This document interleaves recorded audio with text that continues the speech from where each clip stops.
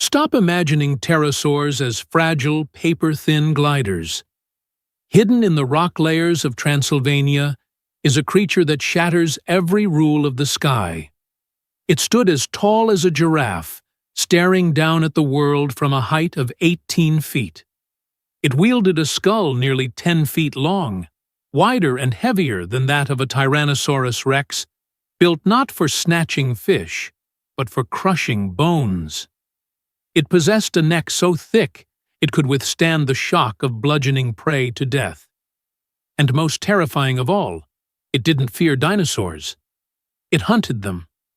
This is Hatzegopteryx. It was not a scavenger or a gentle giant. It was a biological tank with wings, the apex predator of a forgotten island where the sky fell to crush the earth. Welcome to the domain of the Dragon of Death. Our journey begins not with a complete skeleton, but with a baffling mystery. In the 1970s, a student-led dig team was exploring the rocks of western Romania. They were in a region known as the Hatzeg Basin, an area rich with fossils from the very end of the dinosaur age. They began to unearth bones, but these were unlike anything they expected. They found 2 large pieces of a skull and a massive humerus, or upper arm bone. The bones were so enormous that the paleontologists who first studied them were completely baffled. A flying reptile of this size was simply not considered possible. Their initial conclusion was that the remains must have belonged to a new type of theropod, a meat-eating dinosaur. The sheer thickness and size of the bones seemed to confirm it. For a long time, these remarkable fossils went fairly unnoticed. A strange puzzle piece that didn't seem to fit anywhere in the known world. It was not until more than 30 years later, in 2002, that the animal was finally given a name. Paleontologists, re-examining the bones, realized the structure and shape, particularly of the skull fragments, were not from a dinosaur at all. They belonged to a monstrous, titanic pterosaur. It was dubbed Hatzegopteryx thambema. The name itself is a declaration of war on our expectations. The first part, Hatzegopteryx, means Hatzeg Basin Wing. This was a reference to the prehistoric Hatzeg Island, the unique landmass this mighty creature once inhabited. The second part, thambema, is a Greek word for monster. The scientists who named it were not being subtle. This was, in their own words, the winged monster from the Hatzeg Basin. The name itself was a nod to its absolutely absurd size and a prelude to the bizarre story it was about to tell. To understand Hatzegopteryx, we must first look at its famous rival, Quetzalcoatlus. For years, Quetzalcoatlus was the benchmark for size, believed to possess a wingspan of up to 11 meters, or 36 feet. This makes it as wide as a small Cessna airplane. It was, for all intents and purposes, the ceiling for vertebrate flight. Hatzegopteryx matched this. Current estimates place its wingspan in a comparable range, somewhere between 11 and 12 meters, or 36 to 39 feet.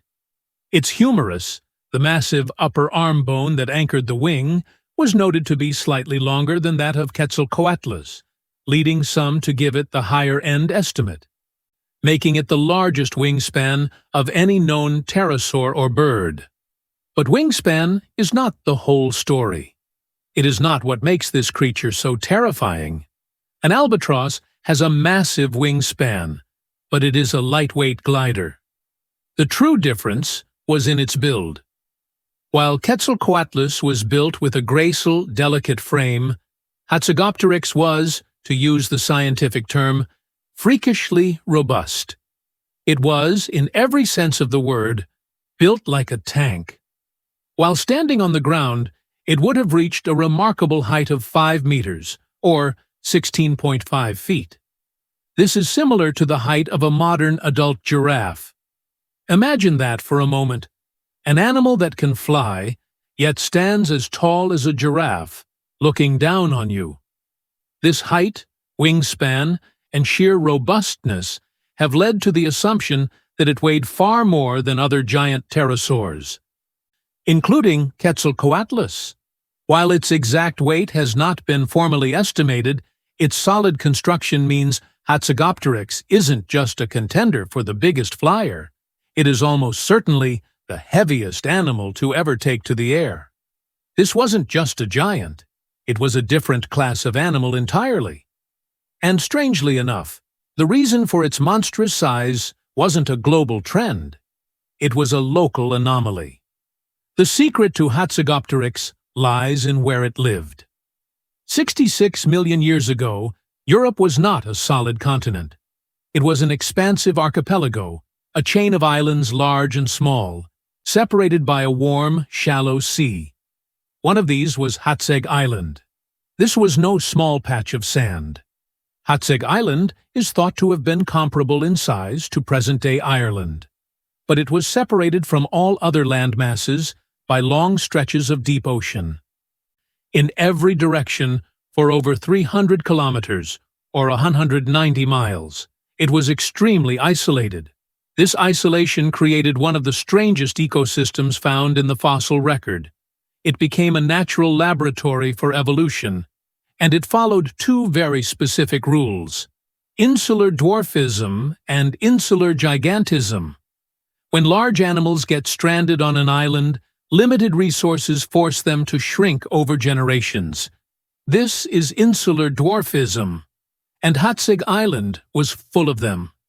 Giant titanosaurs, the long-necked sauropods, became stranded and evolved into Magyarosaurus, a titanosaur no bigger than a horse. Hadrosaurs, the great duck-billed dinosaurs, shrank into zalmoxes, a creature you could look in the eye. But the second rule, insular gigantism, is what happens to small animals when their predators are removed. And this is where our story gets strange. At the time of Hatzegopteryx's existence, there were no giant theropods roaming Hatzeg Island. The niche of the apex predator, the role of T-Rex, was completely empty. Nature abhors a vacuum, and Hatzegopteryx stepped in. The ancestors of this pterosaur, likely average-sized ashdarchids that flew from island to island, found themselves in a paradise with no one to challenge them. With no predators to fear and a buffet of dwarf dinosaurs to eat, they grew, and grew, and grew. They filled the role of top predator, becoming immensely big, with virtually no competition or threat from others. Hatzegopteryx became a giant, not in spite of living on an island, but because of it. It had become the T-Rex of Hatzeg. To become a terrestrial apex predator, a flying animal needs a new set of tools. A long, delicate beak for snatching fish simply won't work. Hatzegopteryx evolved a weapon system that was utterly terrifying. It started with its skull. The recovered fragments allowed paleontologists to reconstruct a head of freakish proportions. It measured 2.5 meters, or 8 feet and 2 inches in length. This makes it one of the biggest skulls of any non-marine animal, ever. But unlike most pterosaur skulls, which possessed a light gristleed build, the head of Hatzegopteryx was exceptionally robust and sturdy. It was thick, wide, and contained large ridges, suggesting a massive amount of muscle was attached to it in real life. This was not a beak. It was a battering ram. Then there was its neck.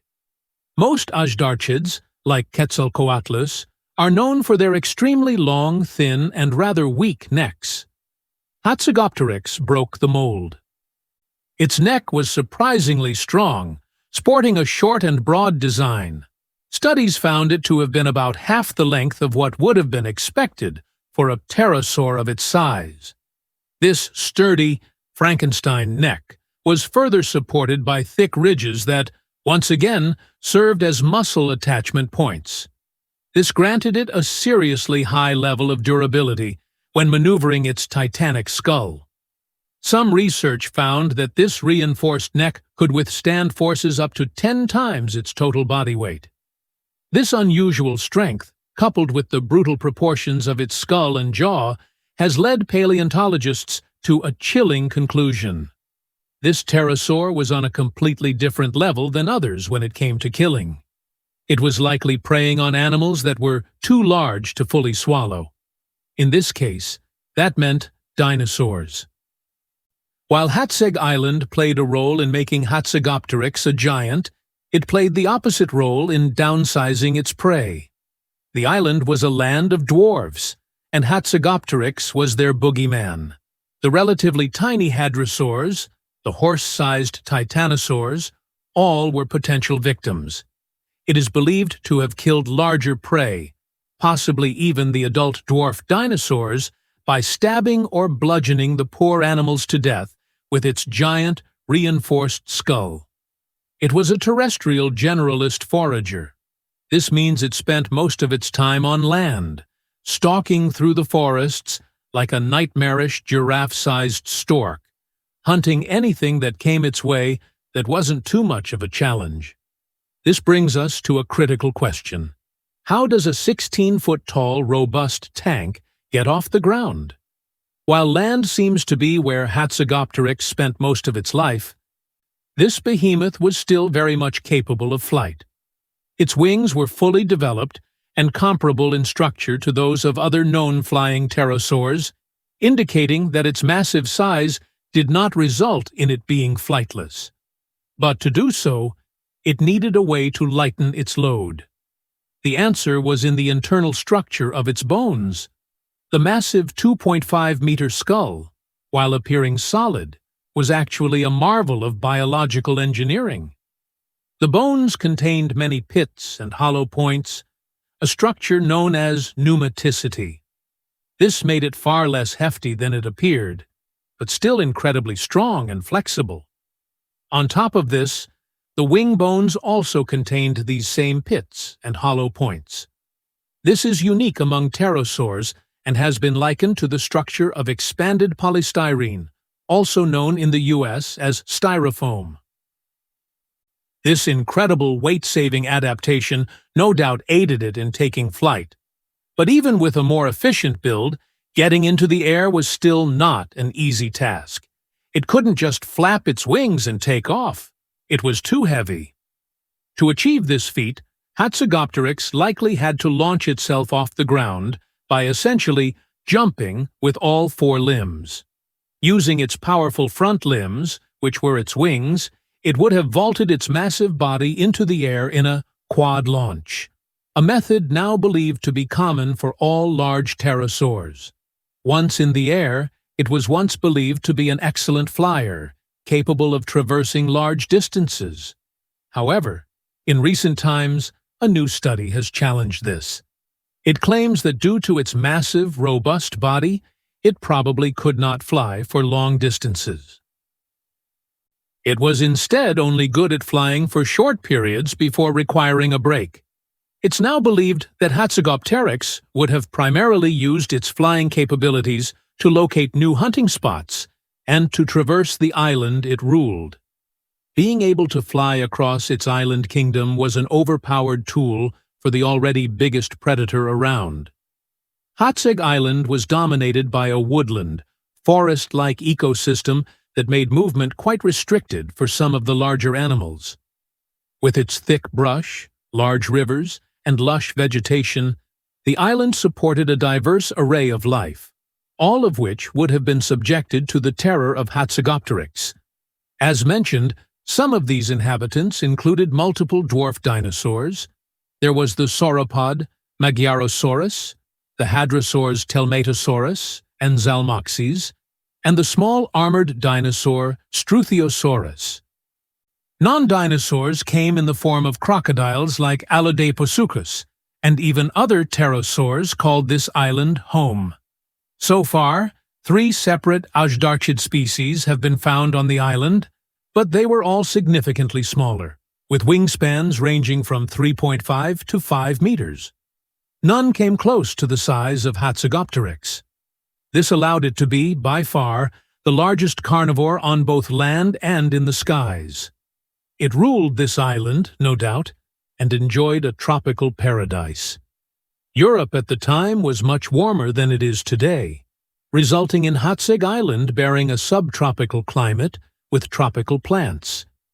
It was the undisputed king of a bizarre lost world, a world where the laws of nature had been turned upside down, a place where a flying reptile became a terrestrial tyrant, and the mighty dinosaurs became its prey. Sadly, the rule of the Hatzegopteryx didn't last for long. Sooner rather than later, the Cretaceous period would be violently ended by a large asteroid impact. This cosmic event ushered in the extinction of all non-avian dinosaurs and all pterosaurs, including the largest animal to have ever soared the skies. The creature that had evolved in perfect isolation, becoming the apex predator of its own unique world, was helpless against a global catastrophe. Its entire kingdom, the strange island of dwarfs and giants, was wiped from the face of the earth.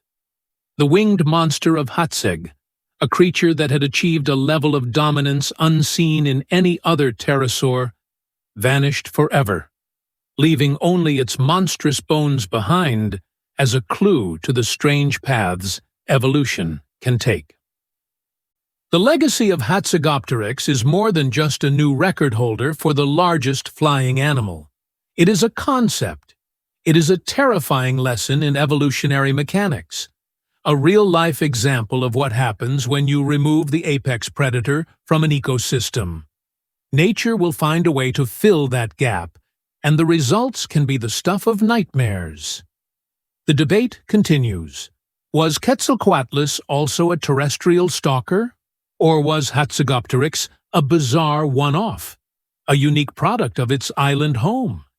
Hatzegopteryx proves, at the very least, that the Ajdarchid body plan was capable of becoming a giraffe-sized dinosaur-hunting terror, and it took that model to its most terrifying extreme. If you found this story of bizarre island evolution fascinating, be sure to subscribe and join us for more journeys into the ExtinctTNN.